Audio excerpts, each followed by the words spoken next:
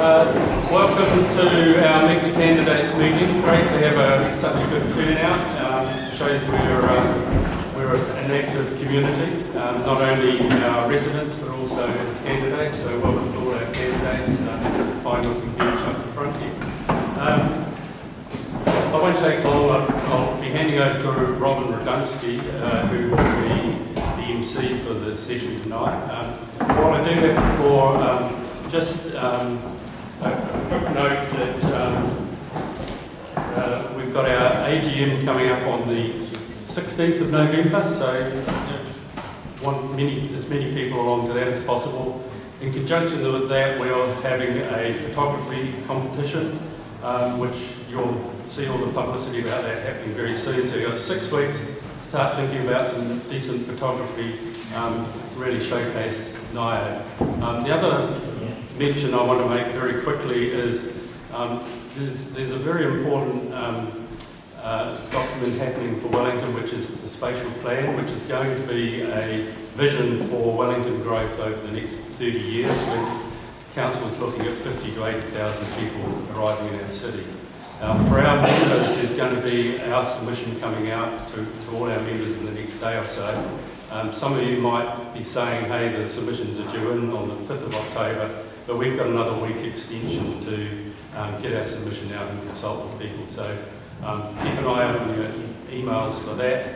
If you're not a member, I urge you to join up and make sure you get it. Okay, so with that, I'll hand over to Robin. Oh, thanks very much, Ian. Well, welcome everybody, and I'd especially like to welcome our candidates. Now, they have all drawn a number out of the bowl, and that is the number that they will be their speaking order. So I'd like to introduce them, and I'll introduce them in their speaking order. So the first person, if you'd just like to stand up when I introduce you, is Liam Walsh from the NAP. The second one is Tracy Martin from New Zealand First Party. Third is John Renter from the Green Party. Kia ora.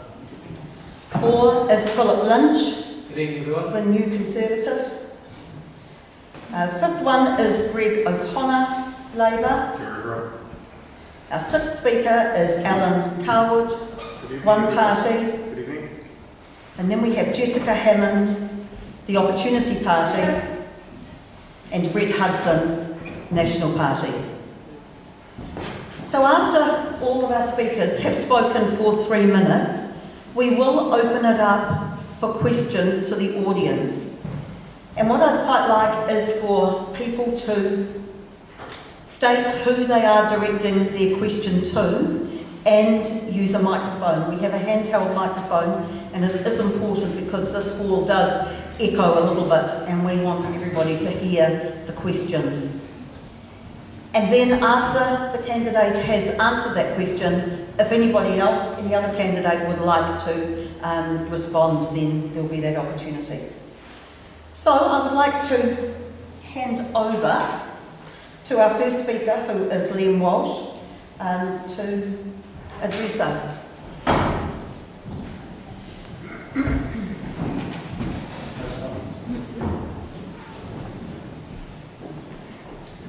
It's not the same without a podium in front of you. It was a lot less intimidating last time to not be standing up in front of everyone. This is my first ever general election. I stood in the 2018 Northcote by-election. That was hilarious. I live just up the road from here, Hiki Street, and for the last candidates meeting that we did in Johnsonville a few weeks ago, I didn't really know what to do, so I got drunk and I wrote a poem about all the other candidates. I didn't want to just repeat that for you guys tonight, so I thought I'd cut out the middleman and just get drunk tonight. So once you've started, you can't really stop. Cheers, everyone. As I said, I'm from Not a Party. Can anyone tell me the first 4 letters of Not a Party?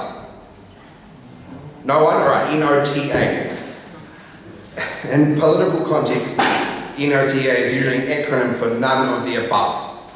And The idea behind not a party is to provide representation to the non-voter, to the people that get no representation, because none of these guys or their parties have done a good enough job at convincing you to leave your house on a Saturday when you've probably got a hangover as well and come out and vote for them. To that effect, I did look up some numbers. I'm not all just drinking beers. That's like 80% of what I do. I'll read the poem later, it's alright. There's 3.3 million registered voters in New Zealand. At the last general election, 2.6 million of them casted a vote. That's 20% of people didn't even bother turning up. 700,000 New Zealanders said, no thanks. There's also 500,000 unregistered voters, didn't even bother to sign up. There's also 1 million people with the right to vote in New Zealand that live overseas. And only 10% of them usually cast a vote. It's 900,000 non-voters overseas. There's 2.1 million people that could be voting that don't vote. Now, 2.6 million people voted in the last election. I'm not a smart guy, but that doesn't sound like it's representing a majority to me. The whole idea of democracy is that it should represent a majority of people. There's no mandate to rule if you don't represent a majority. Does that mean 30 seconds? That's your time. Don't need it, don't vote, thank you.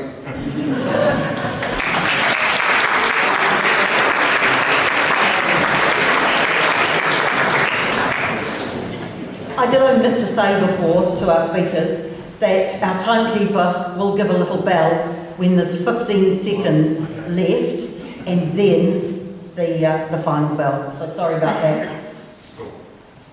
Right, Tracy.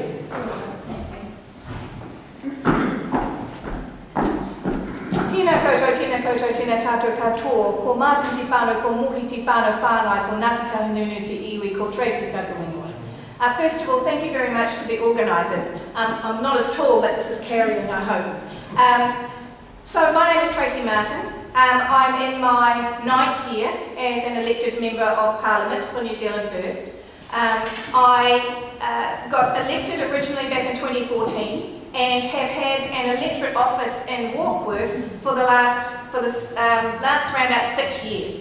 So I know what the job is of an electorate MP. I moved to the Wellington region in December 2018 and I moved into Ngaio in the beginning of this year. That's why I'm standing here in Ōhāriu. That's one of the reasons. The other reason I'm standing here in Ōhāriu is you're a thinking electorate. You don't vote tribally. You have demanded that your electorate MP represent you. And I believe that's what every electorate needs. That's why there are three things that I believe you should demand from your electorate MP. The first one is an electorate office that is fully staffed to make sure that regardless of how you voted, regardless of what your opinion is, no judgment is made, but what they are paid to do is to support you if you have difficulty with a government department. The second thing that an electorate MP is supposed to do is actually take local issues into Parliament, whether that be through a local members' bill or whether that be through trying to make relationships and working with other members of Parliament. I have a strong working relationship with the Right Honourable Jacinda Ardern, and I have a strong working relationship with Judith Collins. And that's one of the things that unfortunately Greg and Brett can't bring to you. They are tribal. They cannot cross the floor and actually make those relationships. I can and I have. I'm one of the few parliamentarians that has actually had a bill passed, a member's bill passed unanimously across the House that had budget implications of over $200 million over 4 years. The third thing that your electorate member should do for you is they should vote your conscience, not theirs. When you decide you're going to be a representative, you're not representing your own view, they are now representing yours. Previously this question was asked and the other members on the panel said it's not possible to do that. Conscience votes are never a surprise to Parliament. We always know they're coming.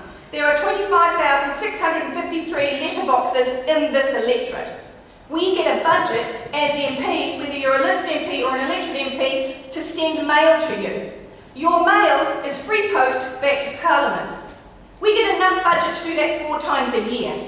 If you haven't been receiving something 4 times a year, asking for your view so that your representative can represent you, something's not right with your representation. Kia ora.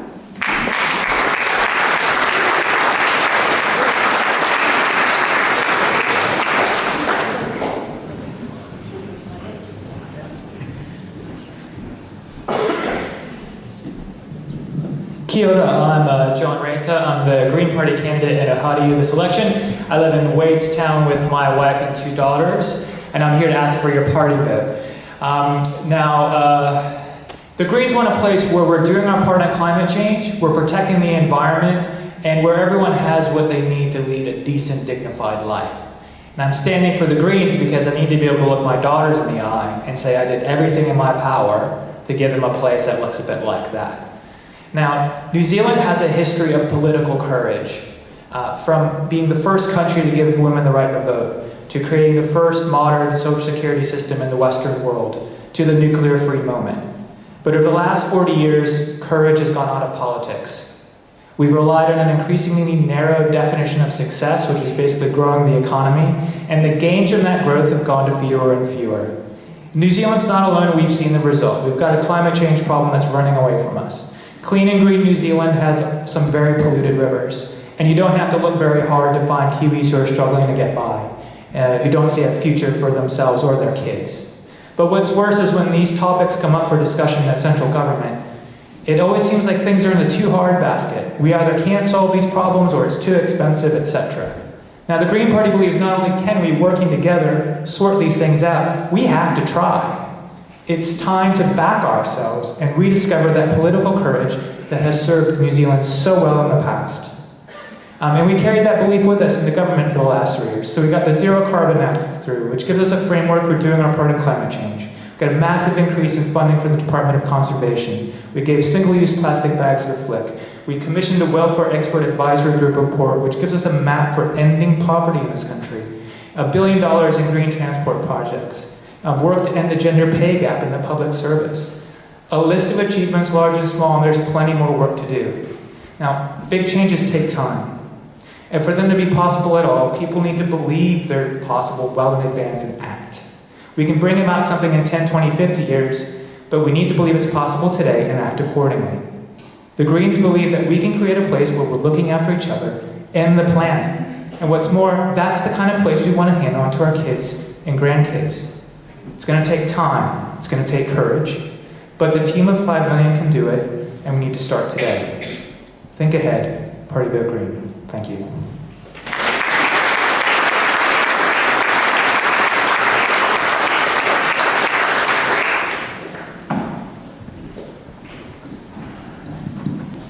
Can I reach that? I think I can. Good evening, everybody. Just going to deal with the story.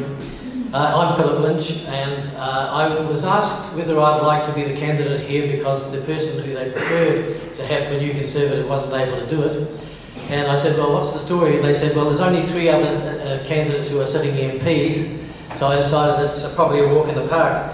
I would like to just read out something from the pamphlet which you will all have on your chairs. It was distributed earlier this evening, rather than reinventing the wheel.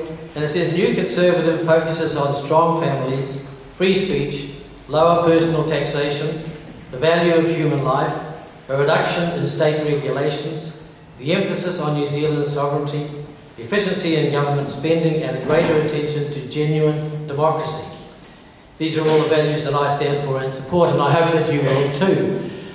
3 minutes is not long enough to go into any depth into these policies, but you'll all have this flyer. And inside you'll see a website address, newconservative.org.nz.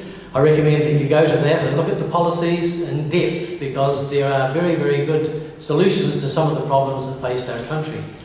And also have a look at some of the candidates. Obviously you get a chance to see me tonight and you'll go away blinded by that, but there are excellent candidates there and their bios will impress you. These are people who actually do things rather than talk about them. They're people in business, they create business, they employ people, they generate incomes, they pay taxes. And one of the things we'd like you to do is to pay less tax. Now, I know that's a pretty hard sell. Most people want to give as much back to the government as they possibly can. We have a policy, one of the flagship policies of ours is that the first $20,000 of earnings would be non-taxable. Because a lot of people who find that they can't quite spread out the money that they've got are in an area of earnings where every dollar is vital. The people at the top, it's probably not a problem. I mean, they're putting in a ceiling at $180,000 where the tax rate is going to go up to 39 cents in the dollar. Strangely enough, I think MPs have salaries that are just below 180,000. I guess that's an accident, but you can understand why they're putting that into place. So we suggest the first 20,000 should be tax-free, and that couples should be able to split their incomes. So you just take the average of the two incomes, apply the 20,000 tax-free to each of those, and then the balance of those is taxed at whatever the rate is for that amount of money. This is one of the ways that we can protect and help families. We believe that strong families make a strong nation. The family is the building block of society. Intergenerational family are the supports, the pillars that support society, and we want your vote be Conservative. Thank you.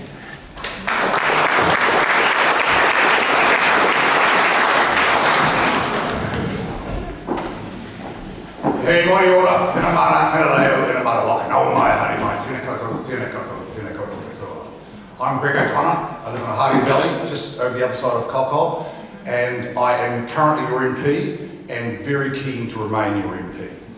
To the extent that I have assumed a safe list position, and I'm now putting myself out here to represent you, I believe that it is the way that I can best use my attributes. Some of you may remember me as working for the Police Association where quite publicly I was able to advocate. I'm sure many here didn't always agree with me, but I think you will agree that I was an effective advocate. I want and am that advocate for Ōhāriu. Just some examples of that. Very recently myself as the voice of the community in Newlands and the Newlands Fire Brigade, kept the Newlands Brigade there. I recognise faces here from the Johnsonville market. Again, by bringing the parties together, have made sure that reopened again and waiting for your custom there on Sunday. Business Association, and I'm now going to employ that on getting that more working. These are the things that a local advocate, a local MP does. But also, that person goes and represents this electorate in Parliament to ensure that this voice of this electorate is heard.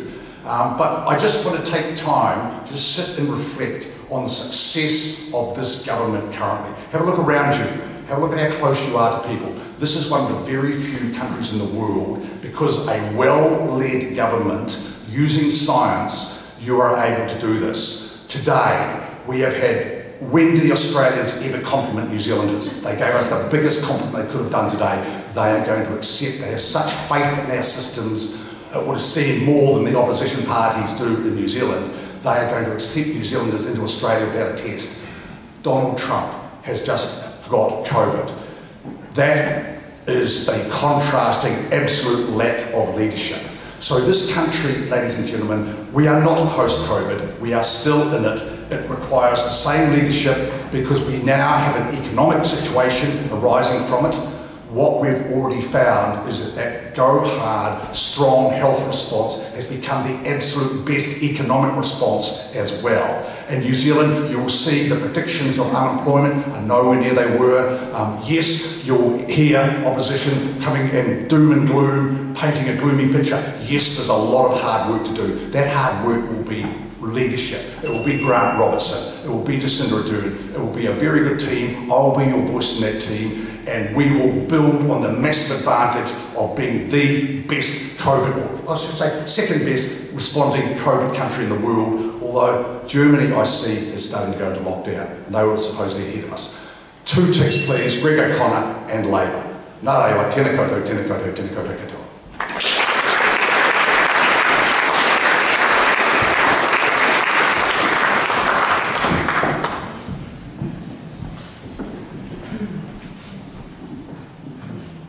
Good evening, I'm Alan Kaywood and I'm the One Party candidate for Ōhāriu.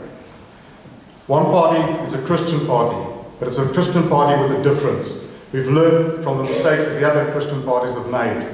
We've got a group of intercessors that pray for us, and we've got a governance group to whom we're accountable, and they keep us in line. We fully support the Treaty of Waitangi, and you'll see that in our leadership. We've got two leaders, co-leaders. We've got Stephanie Harawira as the one leader, and she's Maori, and we've got Edward Shanley, who's the other leader, and he's European. We are pro-life, so we do not support the 2019 end-of-life choice bill, and we will not support the cannabis reform either. But at the same time, in saying all this, we are also focused on the finances and the economy of our country. At the moment, we all know that we're facing generational debt, with approximately $132 billion. Our housing is in a complete mess. In 2017, when Labour took over, there were 4,054 people on the waiting list for houses, and they said that was despicable. That number is 400% higher, 16,651 people at this moment, all demanding housing. It's a mess. Look at child poverty. That, together with COVID and the combination of that, where's that leaving us at the moment? As a first world nation, we're not leaving a very good example, are we? And then we look at our health, mental health in particular. That's a complete mess as well. And right now, again, with COVID adding to that, it's causing more problems, and we're going to have to really look at that very seriously. And finally, I just want to tell you a little bit about myself, because you don't know me. One, my family and I have been living in New Zealand now for almost 27 years. We are currently 4 generations living in this awesome country. We love this country. My wife and I have been married for 41 years, so family is important. We've got 2 married daughters and 4 grandchildren, amazing grandchildren. I worked in South Africa. I served in the South African Air Force, so I can associate and align with the ANZACs. And also I have in excess of 30 years international business experience, working in both New Zealand and Australia of late, where I've negotiated multi-million-dollar contracts. So for us, the whole economy, the housing, everything else with this country is absolutely imperative. But One Party is geared to sort this. We've got awesome policies, and we've got 41 candidates standing across this whole country to help us and to bring the country back into where it should be. So I'm putting a challenge to you. If you keep voting the way you've been voting and continue to do that, you'll continue to have what you've got, or getting worse. It's time to bring new blood into Parliament, people with a passion, and let's get this country back to where it should be. Vote Alan, vote One Party. Thank you.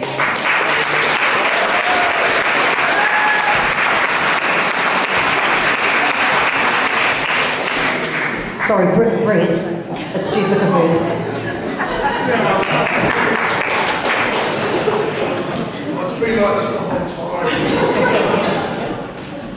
I'm supposed to be trying to steal your place, Brett. Kia ora tātou, my name is Jessica Hammond. I'm very proud to be representing the Opportunities Party here in my community of Ōhāriu. I live in Kandala with my 2 children, 2 rabbits and 1 husband. We've lived there for about 5 years, and for the 10 years before that we lived up the road in Karamu Street. So this really feels like home for me, the place where my babies were born. I am here tonight asking you for 2 ticks for top. I'm asking for your party vote and for your electorate vote. But if I can't convince you to give me both of them, the electorate vote is the most important one for me. I would be honoured to represent you in Parliament. And I'll tell you a little bit about why I think you might consider doing that. One is that I have a huge passion and energy for making this world better, particularly for the people who can't vote, children and future generations. I am representing a party that can actually make a difference for this country. If we voted top into Parliament, which can happen in 2 weeks, particularly if you elect me in Ōhāriu, it would be the first genuinely new party, not a splinter party, that has entered New Zealand Parliament for almost 100 years. And goodness knows we need some new ideas. Yeah, look it up, John. So I'll tell you a little bit about how top does things. Everything we do is based on the best evidence and expertise. Look, I think it is great that the government has followed evidence and expertise when it comes to COVID. I have no idea why they ignore it when it comes to everything else. Everything we do is fully costed and revenue neutral, so we don't make any irresponsible promises. Everything we do is focused on the long term, not just the parliamentary term. And everything we do is focused on fixing the foundations, not tinkering, not ambulances at the bottom of the cliff. So that is what we can deliver for you in Parliament if I'm your representative in Ōhāriu. I agree with Alan on only one thing. Wow, that's a first. That I think. One party. That we're not on that one, mate. We're not going to get anything different if we keep voting the same way we've always done. Labour is going to win this election almost certainly, but TOP can be a great partner for them and actually force them to do something that will make a fundamental change for New Zealand for the better. Kia ora, thank you.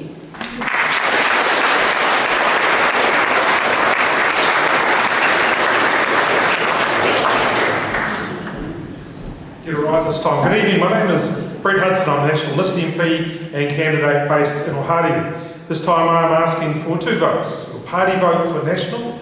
We are the party with a plan and a track record to lift us out of this economic crisis sooner and stronger. I'm asking for your electorate vote for me, Brett Hudson, to be your strong voice in Parliament. Before I touch on some policy stuff, I do want to acknowledge the work of all New Zealanders in the health response to COVID. By coming together and doing the right things, without doubt, we have seen fewer people afflicted with the virus and fewer deaths as a result. But the economic crisis that lies in front of us is unmistakable. Now, interesting that Greg would call the Treasury the opposition, but 2 weeks ago they laid out a pre-election update. They now believe the government will borrow $200 billion, up from $140 billion. Over the next year or so, they are predicting a further 100,000 New Zealanders will become unemployed, and that unemployment will remain above 5% for 7 years, and 13 to 15 years of deficits in the government books. They are sobering statistics. We in National think it needs decisive action to blunt the impacts and to reverse them as soon as possible. We're looking to incentivise business owners to take risks now, to invest in plant and machinery for growth and to invest in new employees now, not waiting for things perhaps to naturally improve. We'll subsidise new permanent employees. We will allow faster depreciation on assets, not more tax relief, just to realise it sooner. That will create immediate conditions for business to invest now. Now locally, if you give me the privilege of being your MP, there are 4 things I'll focus on to begin with. The Petone Granada Link Road, which for Ngaio is an about road. It's about potentially up to 10,000 houses, 10,000 dwellings on Lincolnshire Farm. That was what the article said 3 years ago with the then Mayor. That, regardless of your position on the spatial plan, that will help to ease housing challenges and pressures across the city. School infrastructure review. There is unmet need across the electorate, but it is particularly strained north of Johnsonville, and that potential development would, of course, exacerbate that. I want to see volunteers back in our police station and base reception areas. Health and safety law has precluded that now for a while, but I believe it can be sensibly and safely done, and that would make those facilities more accessible to the public. And the 4th area is around stronger and connected communities. And while Greg tried to claim success, the actual truth is the Newlands Fire Brigade has not been saved. They have an interim solution for about 1 year. Thank you, Tracy, for delivering that to the community. But it's going to take a fight to save them. Peter Dunn did it about 18 years ago. He went straight to the Prime Minister. That can be done again. Vote Brett Hudson and National. Thank you.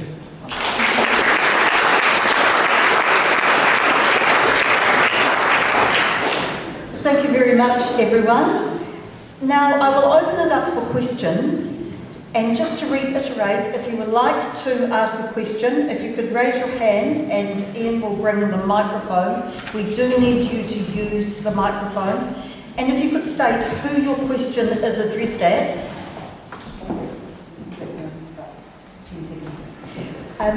State who your question is addressed to And if it's addressed to everybody, then you could state that as well. And we will get that person to answer the question and anybody else who would like to add anything as well. Here we go, we've got one sort of in the centre down there, Ian.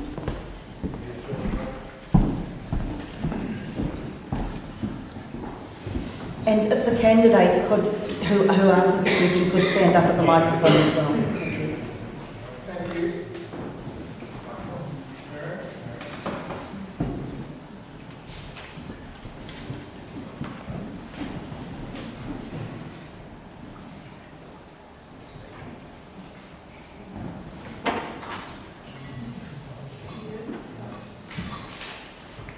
We have success.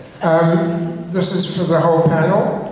I'd like to ask you what your view on the proposal for a 4-year parliamentary term. Right, so, Philip, if you'd like to start with that answer. I think a 4-year term is sensible if you have a break on the legislature, so you need a second house to be able to make sure that a party just isn't ran through any sort of legislation without people being able to affect that. The other thing, of course, is if you have binding citizens-initiated referendums, and if you even adopt what they have in Switzerland, like a callback, where within 100 days you can call Parliament to re-examine something that they've already legislated, providing you get enough people to support that motion. But I don't believe a 4-year term is really necessary. 3 years gives us democracy.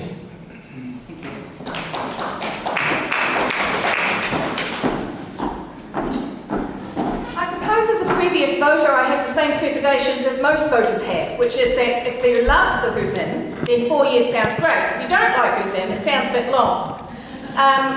And I certainly don't think, I know the Right Honourable has made a statement about this. First of all, it would have to be, across the House, there would have to be a supermajority to decide whether it was even going to be a reality to suggest. So you'd have to get 70% of the Parliament to think about it. And I personally think it would have to come out to a referendum at the next election so that the people could decide whether it's going to be a 4-year term.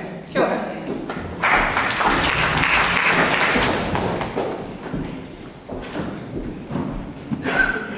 I think a good argument can be put together that the public can better assess a government of the day's progress on 4 years than 3. But it would need a very rigorous application of the other elements of our democracy, such as the select committee process, which all too often is truncated, which gives the public far less opportunity to be involved in the legislation Parliament is passing. But ultimately, this shouldn't be decided by parliamentarians, because it will always look self-serving. It is a question that can only be determined by the people. And like Tracy, I think it's worth putting to a referendum, but it shouldn't be decided without one.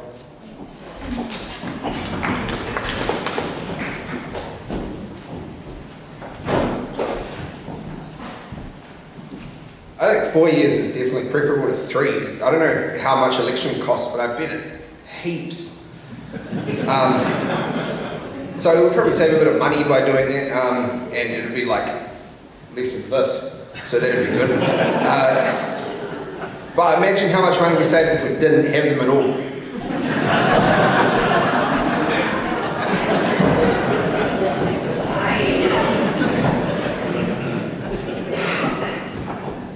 As a first term MP, I think 3 years is just too short. So I'm actually in favour of it.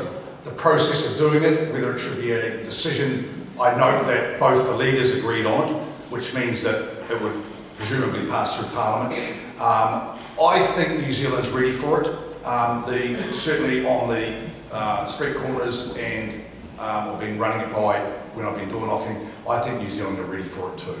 And I think it would actually probably bring a bigger turnover of MPs rather than entrenching them.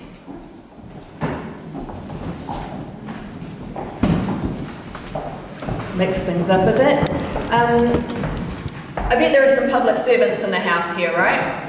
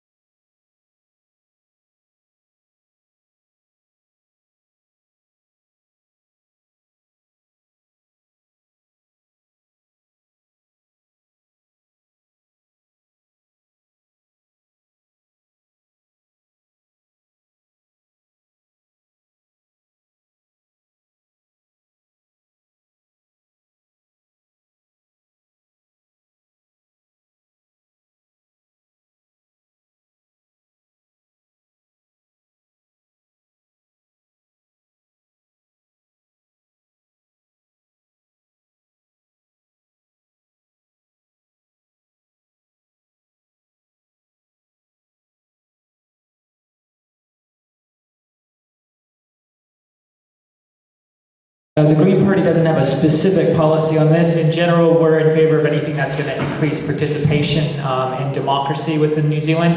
If there was going to be a move, any sort of change to the electoral system, we are only can endorse if it's been recommended by an independent commission. So if there was an independent commission, and in fact, we also support the other findings from 2012, I think that commission was, some of the reforms that Jessica already mentioned. If there were a commission to say, hey, listen, let's consider 4 years, then that would be certainly something the Green Party would consider. Thanks.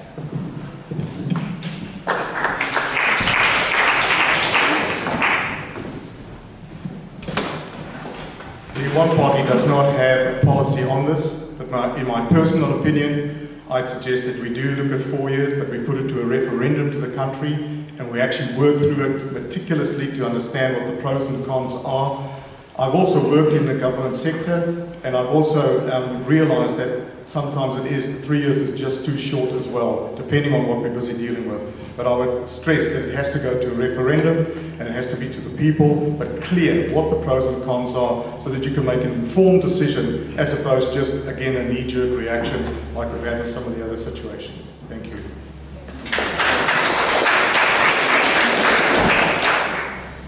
Thank you very much. We have one here at the front. Oh no, one at the back first. O kia ora koutou, he pātai mō Pereti Hudson. Brett, this is a question for you. Strong and stable leadership is an awfully good idea. How do you feel about your place on the list?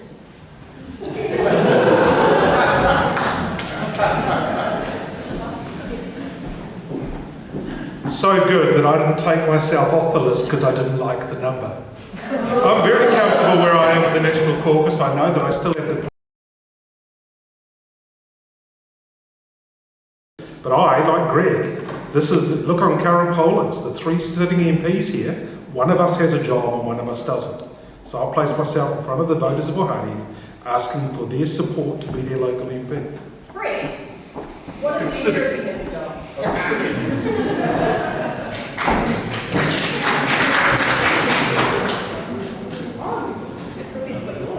Someone front here. Hi, this is a question for the whole panel.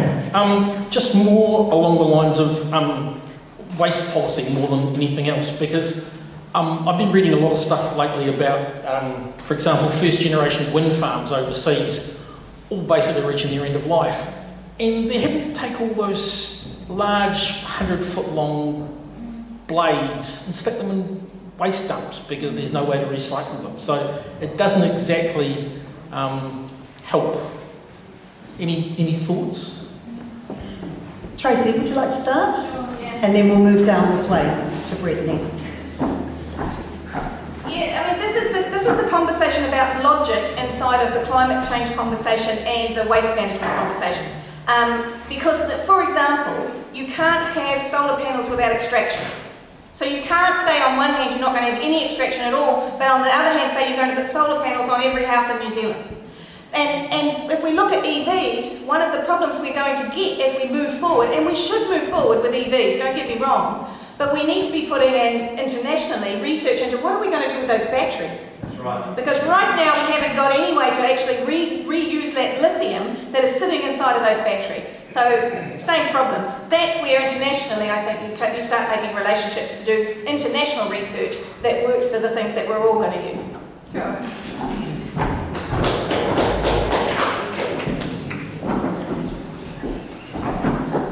It's an exceptionally good point to make, and as Tracy's mentioned, the lithium batteries are also valid too. Because we often hear when talks about climate change, about externalities, about people not bearing the costs of their way of life or their transport. Well, clearly there are additional costs imposed, lifetime costs imposed, if alternatives are not recyclable. I certainly don't have an answer on how to recycle, but I think it means that we have to have a pretty balanced approach into what will actually work in New Zealand and give us a long-term sustainable future. Really pleased that the government finally, after some years, have agreed that more hydro may be a good thing. But rather than necessarily pumping up to the top and putting power prices up, maybe we could have more dams in appropriate places on the waterways we have.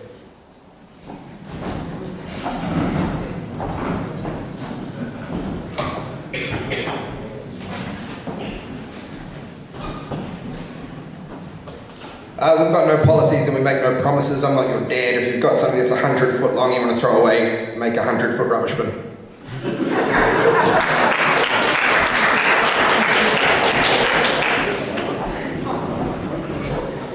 Dealing with waste is a bottom up, and you'll see Labor Party's policy is to standardise our recycling for a start, because you'll know that being where you live, it's treated differently, and as a result, so much of it ends up in a landfill. So it's about, that's at the bottom end, right at the top end. I mean, we've got to actually, it's all about sustainability, and it certainly underlies everything we do in Labor, every conversation we have around our caucus. Sustainability is at the base of it, whether it be, as I say, rubbish bins on a Monday morning, right up to what we're talking about, lithium batteries.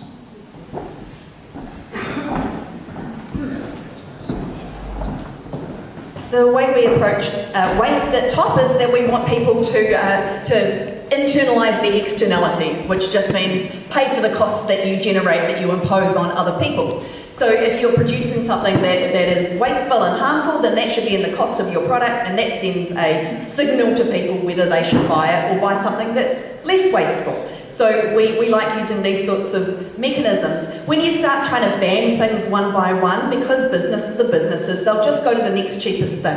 And the next cheapest thing is not always a better thing. So this is why we prefer to have the costs. Another option we don't leave on the table, unlike the Greens, is gene editing, which actually has the potential for doing things like cleaning up microplastics. So this is something where New Zealand could research for the benefit of our environment and for our economy.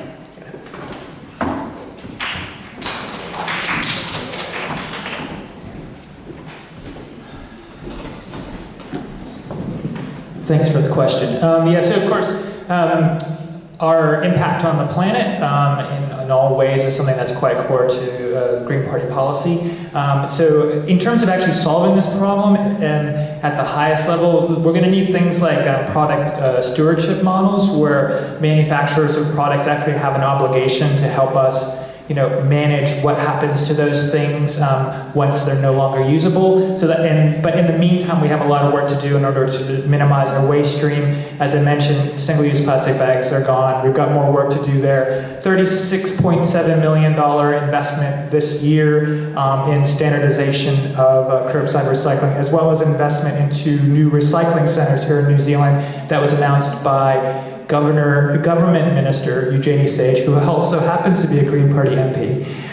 So we need to move to a circular economy. If you talk to Laurie Foon, Green Party Wellington City Councillor, who works in the waste space, she says we're about 5% there, right? So we've got a lot of work to do, but it's core to our kaupapa to get there, and we're going to do it. Thanks.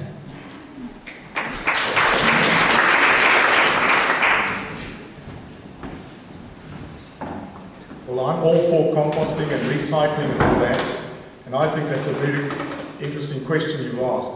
I would suggest that we go and speak to our electricity companies that are charging us megabucks and let them put together a university thesis or something like that, where we can actually get the Brains Trust of New Zealand together and start to look at these things, because we already know about it. You're asking the question. So we can actually start analysing it now and prepare for that, so we know what to do with them when ours come up to be dumped.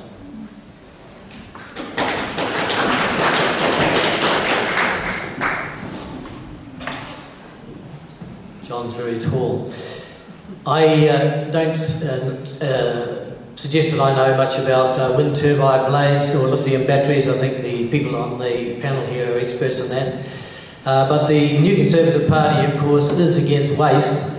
And one of the things we would suggest, one of the biggest ways to get rid of waste is to reduce the number of MPs from 120 to 100 and to lower the threshold for MMP from 5% down to 1%. Then you'll get true representation. Thank you.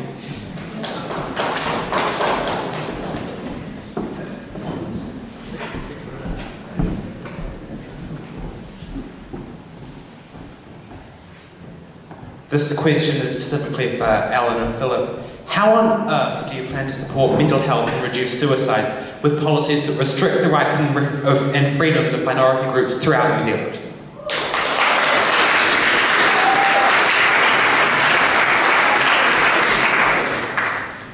I don't want to embarrass you, but I believe that you haven't actually had a look at our policies. We have not done that, and we have not restricted anybody's rights.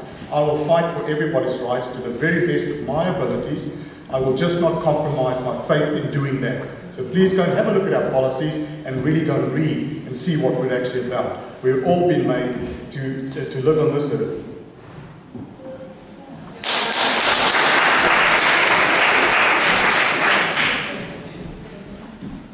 We hold it to be a self-evident fact, or truth. John will recognise these words, I'm sure, that all of us are created equal, and we are all endowed with an inalienable right to life, liberty, and the pursuit of happiness. We agree with those sentiments. That certainly is what the New Conservatives are about. And everybody, no matter what they are or who they are, deserves a fair shake from the political system and from everybody else. I think that's what's called charity. Thank you.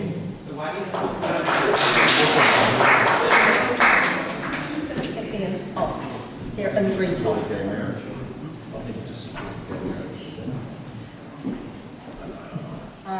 Hello, my name's Barbara McKenzie, and I want to direct a question to Greg O'Connor. Under the 1 billion trees project, the government is paying landowners, including farmers, to convert to forestry.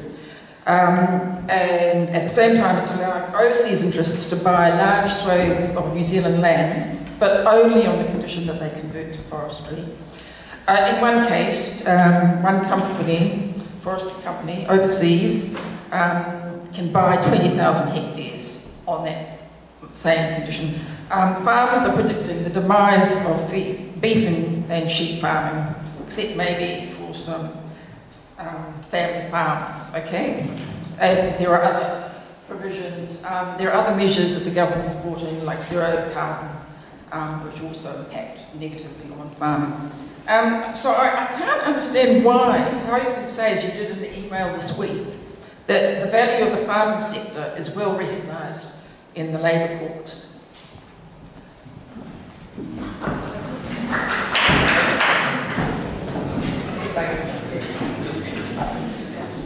I am one of several people with a farming background in our caucus. I grew up on a dairy farm on the west coast. My brother is still on that farm. Most of my relations have farmed around northwest Nelson, Murchison and Nelson, and still do. I have a deep appreciation of the heavy... You also, in that email, have noted that I said and acknowledged the heavy lifting being done by the rural sector currently, and in ensuring that while, and we're talking about the economy now, that actually our exports are in very good shape. And fortunately, you'll see the payouts from, I think, Tatua in the Waikato are paying out $8.50 a kilo today, and Fonterra are paying out about $7.50. My brother does his sons on about $5 a kilo. So I can absolutely assure you and anyone here, my cousin Damien grew up on a dairy farm and he farmed. Two of his brothers are on dairy farms. He is the Minister of Agriculture. I can absolutely assure you that the rural voice has a very, very strong hearing in our caucus. So which of these measures do you oppose? I think I should come and answer this question as well, considering that the Billion Trees project was actually a New Zealand First project that was required of this government. So, and the purpose behind it, so I want to explain to you the purpose behind it. We know that our farmers need to de-stock to a certain level for our environment. So we needed to provide them with another income stream so that they could do that. The Billion Trees project is not just pine trees, it is also native bush, kanuka, manuka and other native bush. What this was supposed to do, what the purpose of it was, is on the valleys and the ridges and those areas that are unproductive for farming, it was to give farmers the opportunity to plant that up, whether that be in native bush or in pine trees, and actually then get carbon credits off it so that they could remove destock to a certain level to make all farming more sustainable. The other reason was for Māori to be able to create an income off Māori land that is currently not farmable. So we wanted to make sure that they were able to put in regeneration of natural bush and gain some income off their land. What we have seen, and I accept what you say, what we have seen is we have seen some farmers sell to New Zealanders, and mostly they're from Auckland, their farms, so that they have then planted it in pine forestation, and so that they can gain the carbon credits. Now, so that means that the next government may have to look, so we underestimated human greed, actually.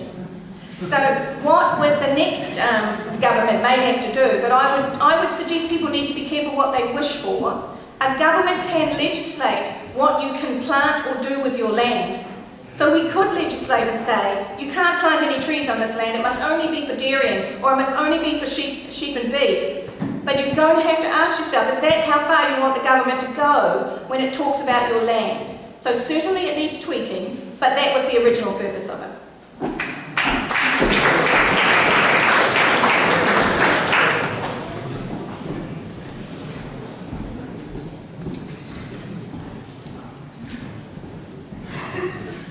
My question is for everybody, and it's whether or not you agree with the proposition that the way that we fund community activity, including sport, through gambling, pokies and the TAB and Lotto, is completely broken and indeed immoral, and we need to have a look at a way of doing that.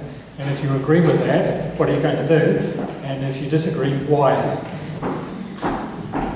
thought I'd start because I'm the Minister of Internal Affairs and I'm responsible for gambling. And actually what we've got going on at the moment is a review around gambling as a whole, but online gambling particularly. So what we've got is, and it took off under the lockdown 4, is we've got, I can't remember how many millions at the moment going offshore into offshore online gambling facilities. It's a greater danger to us than anything that we've currently got onshore. But it also gives us an opportunity to change things. So if we control offshore online gambling and put barriers for, put a filter so that there's an inability for New Zealanders to go offshore, but rejig the onshore gambling, e.g. TAB, lotteries and terrestrial gambling, e.g. slot machines and Sky City and casinos and so on. We have an opportunity through algorithms to better protect and have more harm minimisation mechanisms than we would ever have inside a pub, where a young person who stands behind the bar is supposed to go over and tap an older person on the shoulder and say, you've done too much gambling, mate, you need to go home. And it will seriously affect what is the Class 4 gambling sector.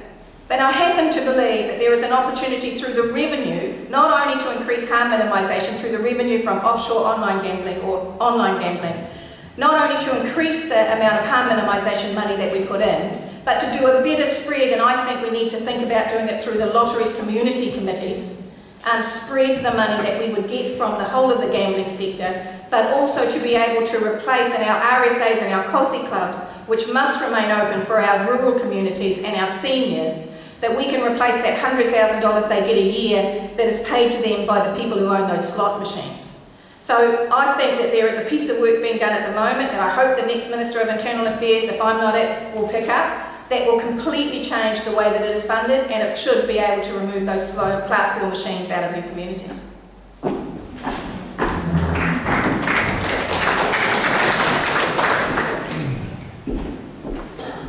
The question that raises then is where would the revenue for those sports and other community groups come from? If I've got general taxation or some other form of charitable gifting from the public, is it? Well, that's not directly what that gambling is. It is in effect what it is. Now, I also sat on a select committee in the previous Parliament that dealt with a couple of gambling amendments, including Class 4, the poker. So there is some context to this. And this is from officials in DIA, not from a political party. Only about 1% of New Zealanders are problem gamblers. The issue is, for that 1%, it is an enormous problem. But the overwhelming majority of people that choose to gamble, whether it is pokies or horses or lotto, do so certainly within their means, even if it isn't an activity that we might choose to spend our incomes on.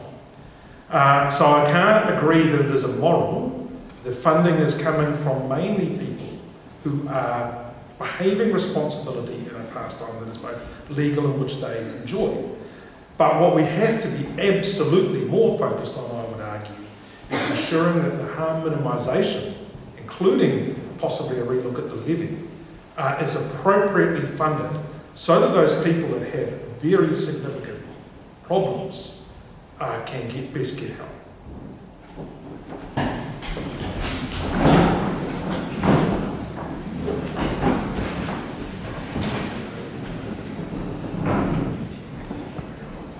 I only listened to like half of what Brett said, and I hate to think that I agree with someone from the National Party, but I think basically I agree that if people want to gamble, they should be able to gamble. And if there's communities that look at gambling and think, oh, this is doing awful things to our people, then they should be able to get rid of the gambling machines. Do I think that community sport organisations should be reliant on an industry that makes all its money by taking money out of people's pockets, and a lot of them who can't really afford it? No, I think get rid of it.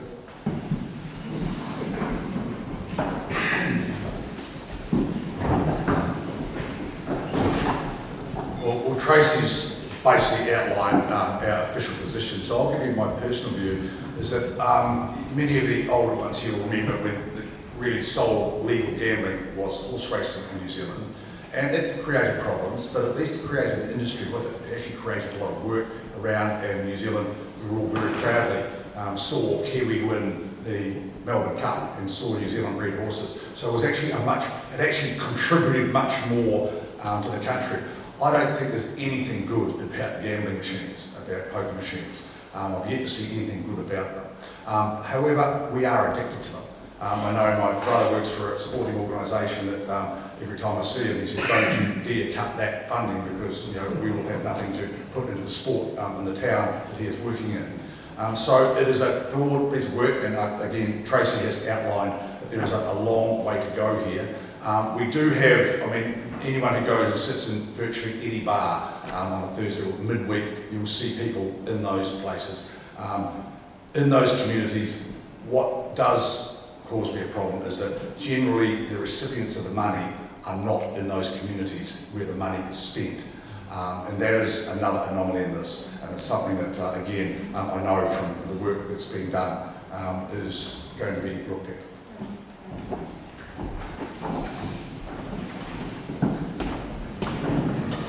So our position is that you should regulate activities and substances in proportion with the harm they cause, which is why we think we should be decriminalising and regulating cannabis, that we should be increasing the excise tax on alcohol, which is more harmful, and I do not know where gambling falls in that, but you have appropriate regulation for the type of activity. The tax from cannabis, the tax revenue is about we'd expect about $150 million a year. From alcohol excise, $300 million a year. So $450 million a year, which we would allocate to mental health services, addiction services, and activities for youth. So there is something else to do rather than smoking weed and drinking alcohol and maybe gambling.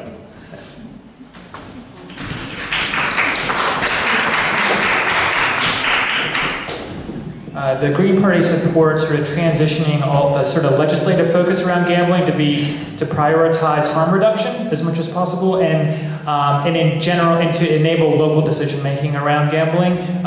We also think there needs to be a lot more research to ensure that we're doing our very best to reduce harm in that space. In terms of the specific question, we do support the creation of a transition. We want to end the funding that flows from gambling to our community organizations, but we're going to have to figure out how to, make up the shortfall, at least in the short term. So we support the creation of a transitional fund to fill that gap. Now, because it wasn't part of our election platform, we don't have a fully costed package that I can say, well, exactly where that revenue is going to come from. But that's our policy, is to reduce harm, reduce that the reliance on gambling for those organizations and those activities, and to make up the shortfall with the transitional fund. Thanks.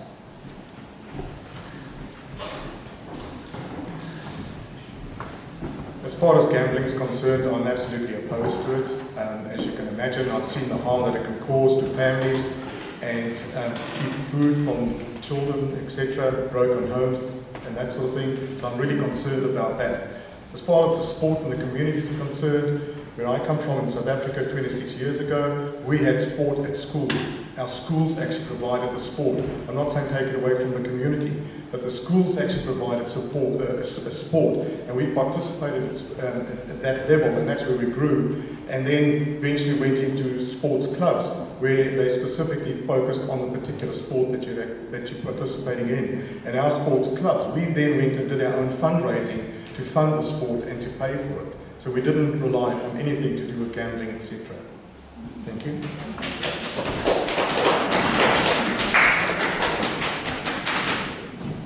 I've just realised that the trots are running and I didn't get a bet on. I think, and I better have a drink before Jessica gets onto that tax flag there. The real problem, I think, here is that we have started to treat a lot of things as businesses rather than health and recreation and exercise. Peter Snell won a couple of gold medals in 1964. I'm just young enough to remember that. And he worked for Rothmans, I think. And Colin Meads, I think he was lifting poles for his farm doing fences when he was the greatest rugby player of the 20th century. So we have changed the model. We've decided that a top sportsman now must be paid $1 million a year, and we're going to have to get the money from somewhere, so we crank it out of the pockets of the poor. I think we should throw away that model and go back to where people played these things for enjoyment, where winning the black jersey was all it took. They didn't want to have all the trappings of the elite. So just wind the clock back. We can do it. And COVID is going to make us do it. If you just look at what Australia is doing to the All Blacks at the moment, you can come over, but you can't come back for Christmas. Thank you.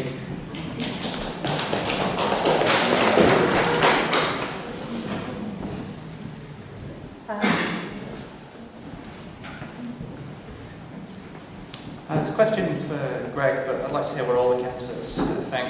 So this is the government's national policy statement on housing and urban development. So it's mandated 6+ stories across the majority of this area.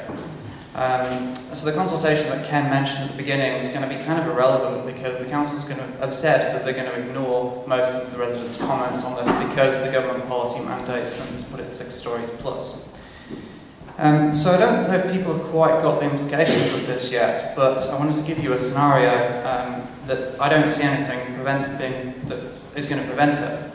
Okay, so imagine you as candidates, you've just bought a house in this area. Congratulations, you've escaped renting. You're mortgaged to the hilt, it's eating up most of your income. You paid a premium for it because you like the area, it's a really lovely area. But your neighbour's selling. And I'm a developer and I've just bought that property next door to you and I've just put a massive tower block there of 6+ stories. So I'm going to steal your lights, I'm going to steal your views, I'm going to steal your privacy of your kids. And I'm going to also knock a couple of $100,000 off the value of your house as well, so you're now going to be negative equity. So the question is it right for homeowners to bear the brunt of this policy? And what will you do to make sure this scenario won't occur?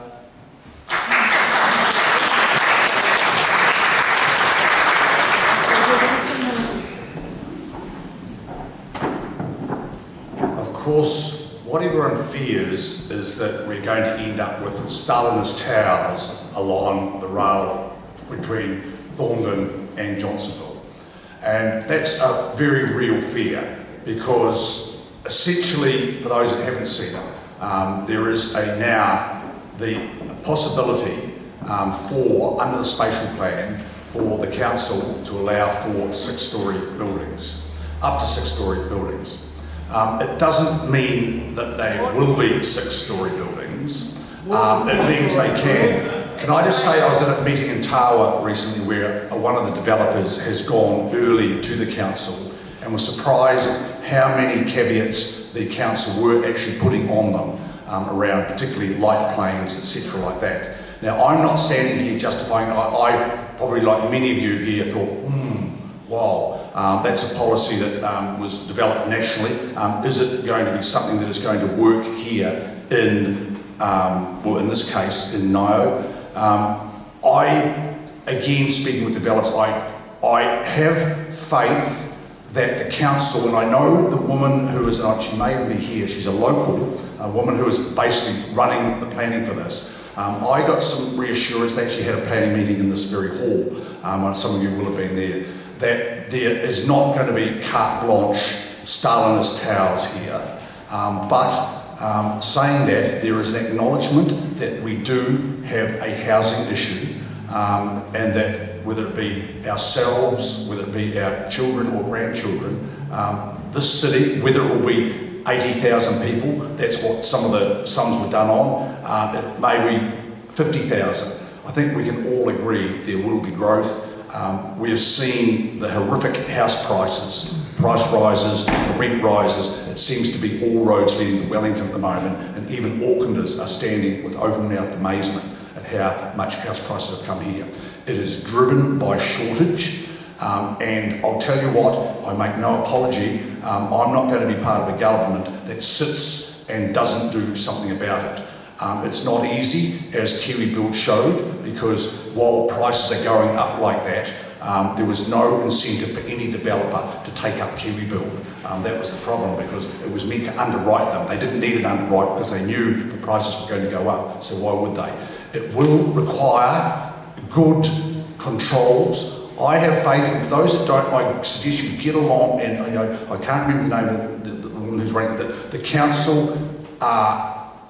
People from the council live in these communities too. They are no more interested in you having to put up with Stalin's towers along this route than anybody is. We do have a housing issue, but I just make your submissions. However, the council are very cognizant of the need to make sure that they maintain the character. But by saying that, I can understand the concerns.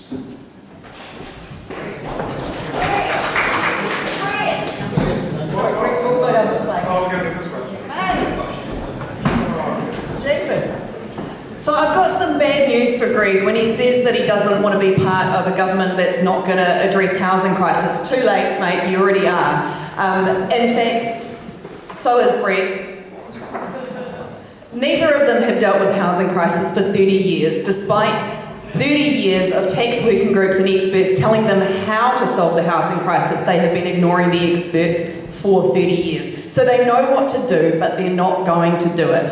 They've said they're not going to do it, it ain't going to happen. All they care about, all they talk about is housing supply. They will not address housing demand. Now, we already have 190,000 empty homes in New Zealand. We already have vast tracts of empty residential land.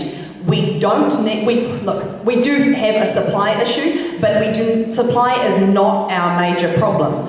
We can't keep expanding out into natural, into native bush. We can't keep eating up farmland. So we can't keep going out. But there are 190,000 empty homes now. We have masses of spare bedrooms because we're using our housing stock inefficiently. That is a direct result of the tax system, and that is what National and Labour, and by the way Greens and New Zealand First, are totally unwilling to address, despite 30 years of advice saying that they need to, that is what is going to fix this housing crisis.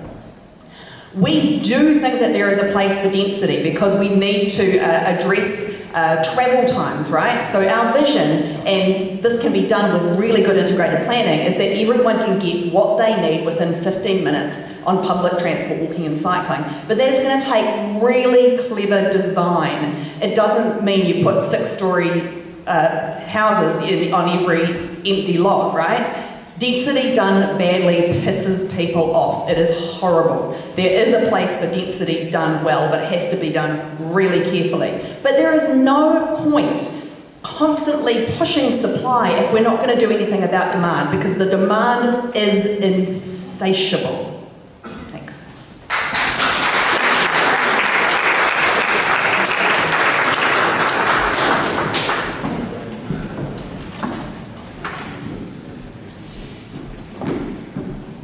Thanks for the question. This is the document, National Policy Statement. So yeah, this was really brought to my attention by Julie Ward and others at the Kandala meeting the other night, and I thank her and others for organizing around this.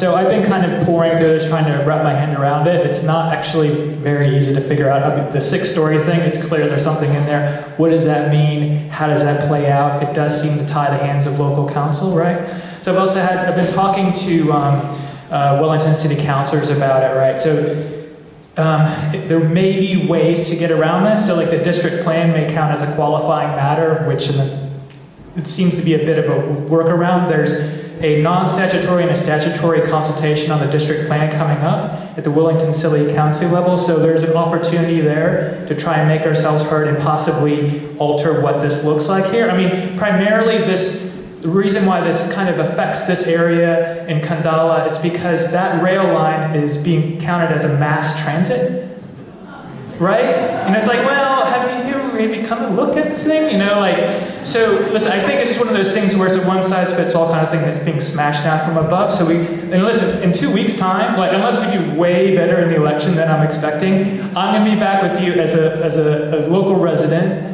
and been active in the Residents Association, and we're just going to organize and we're going to do what we can to make sure that this, you know, that we have local decision making on local issues. Thanks.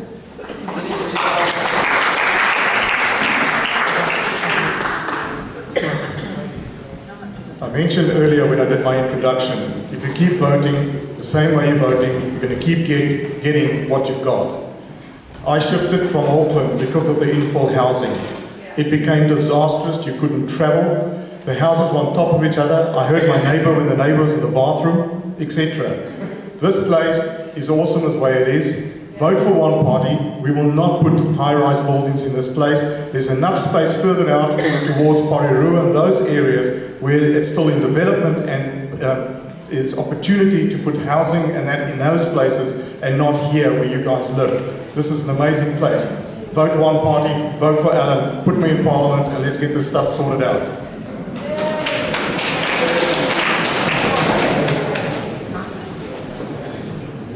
Before you put in high-density housing, you've got to have all the infrastructure that goes with it. They're talking about 6 to 8-story buildings, so they're all going to have to be lift-operated as well, so that's a bigger footprint.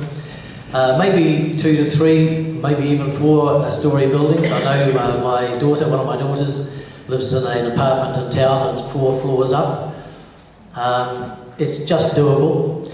There's no lift in that building. So when you've got this sort of a dictum, actually it is, it's a government dictation to the councils that you're going to do it. So I don't think they have an awful lot of wiggle room at all, and this is sort of what communist creep looks like.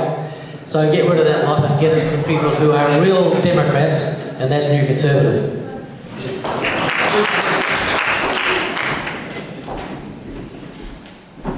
This is not quite collusion, but Tracy was on the Cabinet Committee, so she would agree to swap, so she could have the last word. The language around this is really, really important, because the National Policy Statement doesn't make it possible for councils to allow things. It mandates that no council can have a district plan that prohibits developments of 6 stories or less if they're within walking distance of a rapid transit stop, which they're classing the railway stations. So they can't not make it happen. This consultation is not a sham, but what is not clear is what can actually be changed. They can't change the allowance to put those buildings up. There's a lot of guidance material around this, literally hundreds of pages of it. I've read some of it. Here's the example. Light planes, recession planes and setbacks is an explicit example in the guidance. They say 6-story buildings could be prevented because of current council setback rules and recession planes to protect the light in a neighbouring property. They then put a subsequent diagram saying, this is how you could fix that. The recession plane is really steep, by the way, and make it very clear that that is the expectation under the NPS, that is exactly what councils will do. So the real fundamental issue here, but your points about expropriation of the value in a neighbouring property are absolutely real. The real problem here is that this fundamentally is a solution that looks like it was designed for Auckland and then overlaid on Wellington simply because we've got a few people. It's put on places where the infrastructure clearly isn't there to support it. Take Thatcher Crescent in Crofton Downs, for instance. Could you get even one 6-storey apartment building on there, let alone several? And it ties the council's hands. It doesn't permit the council to say no because it's not, we don't think it's viable to upgrade the 3 waters, for instance, in a street like Thatcher Crescent. And then on top of that, Wellington Water has done a study on what it would cost to upgrade, not remediate, just upgrade 3 waters for our electorate. So I just checked our electorate for the areas that have purple areas, so 6-storey buildings. $1.5 billion for 15,000 people. Current occupancy rates in this electorate are over 2. That's a lot of money per dwelling, and it's difficult to see how that could work while retaining housing affordability, which is an objective. So here's a possibility. Great to hear the council answer this. A real possibility here is not only could people such as yourself be forced to accept this, you could be forced to pay for it through increased rates. This thing should have been out for far longer and more in-depth consultation. It's certainly being done to people, not with them.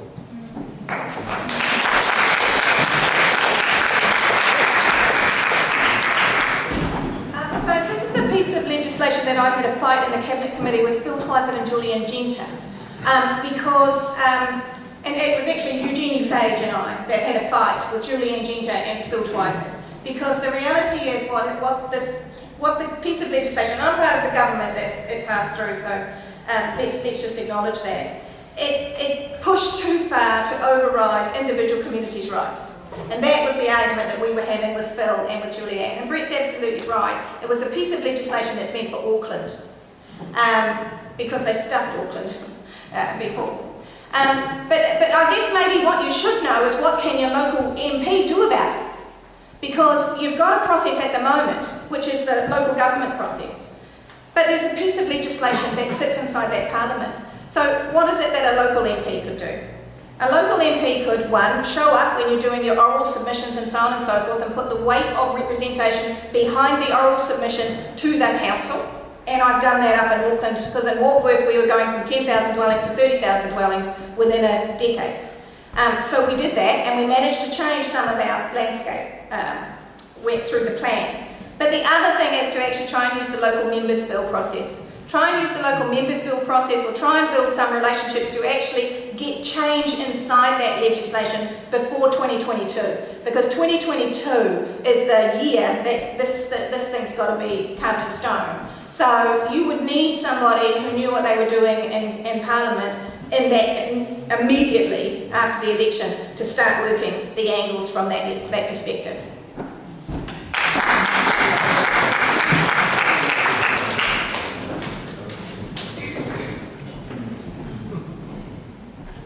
I'm glad we got to the housing crisis, because it's a good sort of example of what I've been talking about the whole night.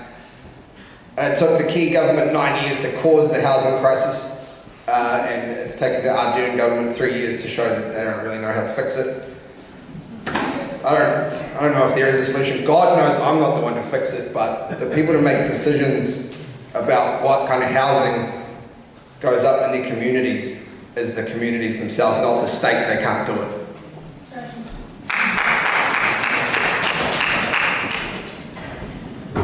We are keen to wrap this up at 9 o'clock, and so we've got 10 minutes. So we've got time for 2 quick questions, or one not quite so quick. We are going to have a cup of tea afterwards as well, so you're going to have a lot of opportunity to talk one-on-one with people. So who's got the I've seen a hand up down here and a hand up back there, so that's where I'm heading. Okay, cool. That'll be the 2 questions.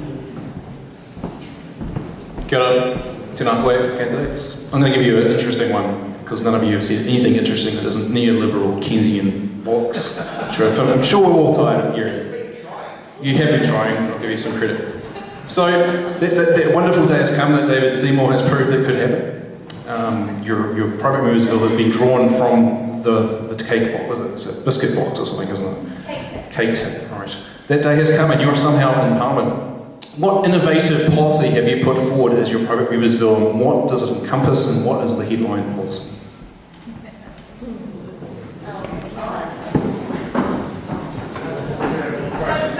The question is, there's a cake tin in which every listed member of Parliament can actually put in a member's bill. So it's the opportunity for any elected official to be able to create a law. And what the young man has asked is, what innovative, what sort of non-neoliberal thing have you done, or will you do, should you be able to put a bill? Anything. It's your private movers bill. What do you put in? So, in my first term of government, what I put into the ballot, was a social security bill called the Social Security Orphans and Unsupported Children's Clothing Allowance Bill. What it did was, it gave grandparents who were raising grandchildren the same clothing allowance of $1,500 a year as those people who were not related to orphans and unsupported children. So if you were being raised by somebody who was not a family member, the state gave you $1,500 a year to give those children clothing, but if you had a kin relationship to them, the state gave you nothing. And that bill was supported through all stages unanimously by everybody across the House, and that payment started on the 1st of July 2018 to 22,000 children and 12,000 grandparents.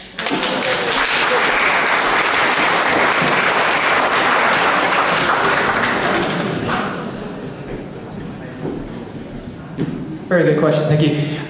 Given the opportunity, I would introduce a private member's bill to require that all trade agreements that New Zealand enters into must come to the floor of Parliament for an up-down vote, rather than being agreed to in secret. Thanks.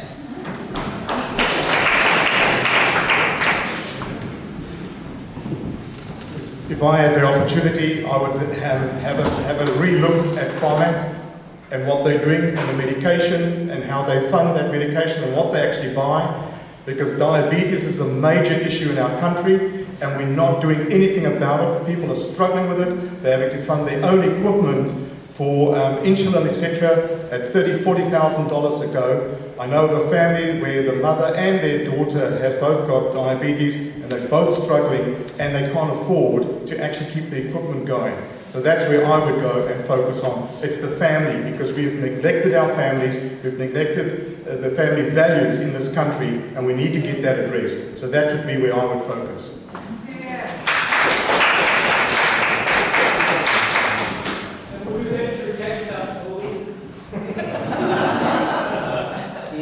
Pretty straightforward. I would have New Zealand ensure that all innocent human life was protected from conception to natural death.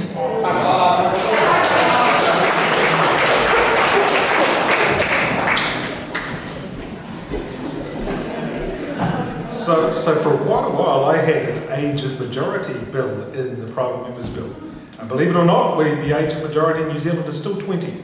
And yet there aren't too many things that you have to wait to 20 to be able to do. Remarkably, that got some good press, because I inherited that, didn't think it was actually that startling. I have had a firearms prohibition orders bill drawn, and the next Parliament will debate that, and it's over to you and a few thousand other people as to whether or not I'm part of that debate.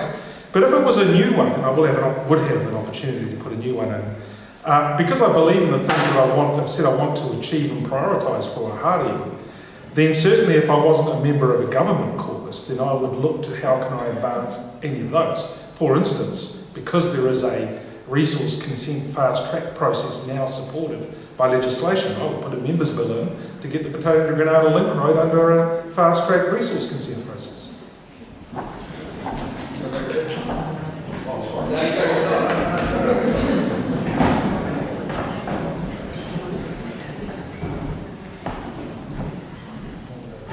God forbid I ever get elected.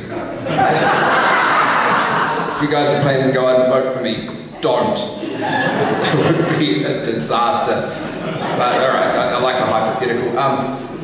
I would put none of the above option on the voting ballot so you guys could go, nah.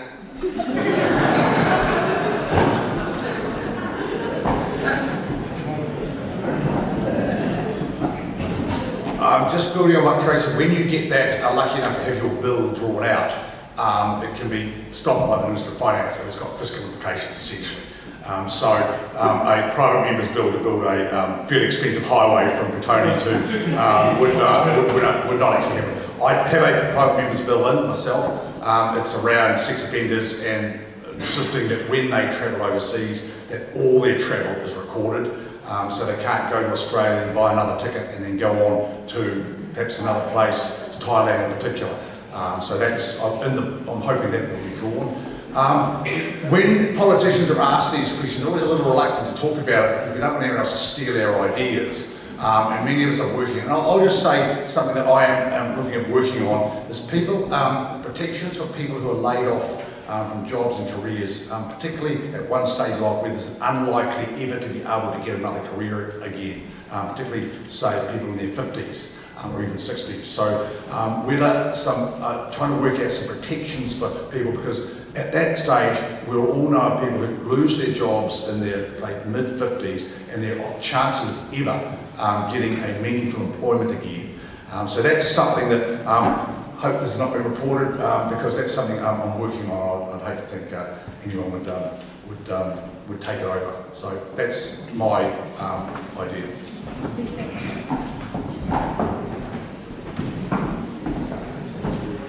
Such an interesting comment from Greg, because at top we're always begging people to steal our ideas. We just want policy, good policy in Parliament, no matter who puts it in. So guys, please steal my ideas. I'd love you to do something meaningful that could make a difference. Now I was going to talk about a different kind of members bill, but since Brett brought up Petone Grenada, and he knows it's a bugbear of mine, I'll talk about that. So my members bill would be to restore the independence of the National Land Transport Board in making infrastructure funding decisions so that politicians can no longer try and buy your votes by promising roading projects that do not have business cases. So at the moment, in the past...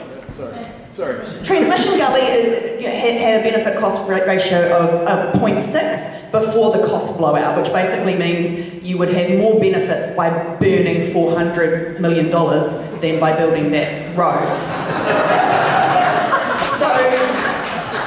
So it used to be the case in New Zealand that politicians would say, we've got an electorate that we're not necessarily confident we're going to win, so let's promise a flash highway or a train station or whatever in that electorate. Or they're the people we don't like live there, so let's put a rubbish tip or something in their area. But particularly in transport, the politicians decided we cannot be trusted with this power. We are we're too greedy. We're gonna keep buying your votes. We can't be trusted, so they made it an independent decision of an independent board. Now that happened in the late 80s, and since then, National and Labour in particular have been eroding that independence. So now they have got back to the point where they can try and dangle flashy projects with eye-watering price tags and uncertain benefits in front of you to try and buy your votes. So all I would like to do is restore that independence so that these people who cannot be trusted to not try and buy your votes will stop buying your votes. Thank you.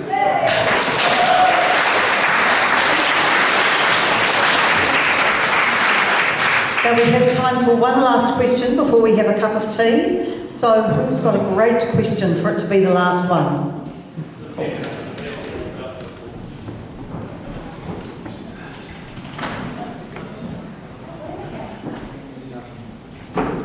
Hi there, this is addressed to the new Conservative candidate, and I'm really sorry to end on such a sour note, but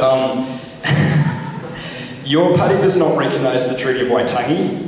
It wants to repeal the Waitangi Tribunal, and your leader has actually publicly stated that homosexuality is not natural. If the new Conservative Party value human rights, like your pamphlet states, then why does it want to strip away the rights of minorities and the disadvantaged?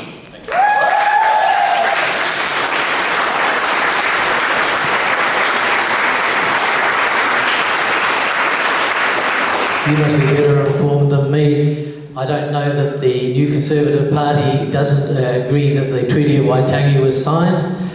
We certainly do. We believe that that was an agreement between the Crown and the Chiefs, and it should be upheld. And we've got nothing against that. The other question, I'm not sure, I didn't quite understand that there was something to do with... What's that, sorry? Second thing was? Yeah, I think the reason that it was said, and I haven't actually heard that directly myself, but he could have done, is that we are we are two sexes which are heterosexual. Yep, yeah, fair enough.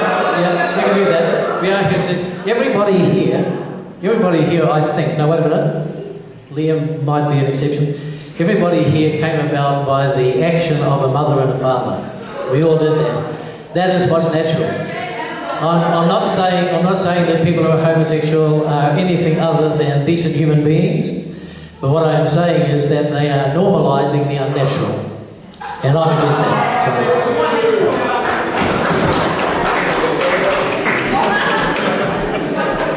That was the dumbest fucking thing I've ever heard.